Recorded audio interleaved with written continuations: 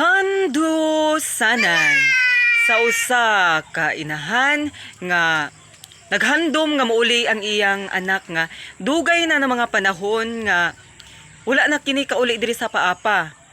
Mga kandusanan, kining among vlog karon mga kandusanan, seryoso ni siya mga kandusanan kay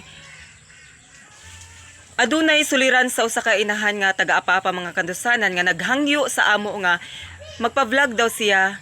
Manawagan siya sa iyang anak nga dugay na nga panahon nga wala kauli diri sa paapa. Mauni si Nanay Sita nga taga-apa-apa, Bangonay, Habonga, Agusan del Norte. Mao kini mga kandusanan, mao kini si Nanay Sita mga kandusanan nga nanawagan sa iyang anak. Kisay pangalan sa imong anak, Nay? Si Annalyn Vasquez. Si Annalyn Vasquez. Okay. Sige, Nay. Panawagan sa imong anak, Nay. Katong isa po no kabata nga si Rosy Vasquez. Ang ako lamang untag hangyo nga magkita mi mitras buhi pa ko. Ay na ako nang edad na kong 68. Gusto na makikita ko sa mga anak kong doon naman galing sila'y kaluoy na ho. Ay namatay ilang amahan. Wa sila mo uli dito sa amo. Na karon naghandom ko nila nga muuli sila. Kay mintras may kinabuhi pa ko magkita mi bisan jutay lamang nga higayon nga ipahatag nila kung asa man sila karon o kinsay nakailan nila.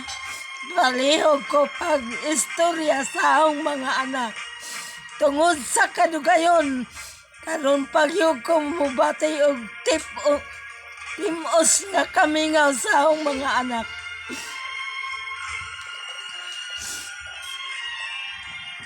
Ay, kung makauli sila, mintras buhi pa ko, magkita pa mi, bisan hayap na ko. Bisan igo na lang ko intahan mo, ilam sa ilang lawas. Maura na'y ahong pangandoy nga, ikita ko nila nga ilang inahan. Kay bisan unsa ka, ngilad man tingali ang kinaiya sa akong mga anak kay wa man gyud ko nila handuma. Pan ako ang inahan maghandom nila nga sila unta makahuna-huna sila naho. Uli sila kadyot unsa ba og di magpada sila suwat. Natagan ko nila address na insakto. Ay aron mahibaw ko. Ay makapanawag ra ko sa mga cellphone unta.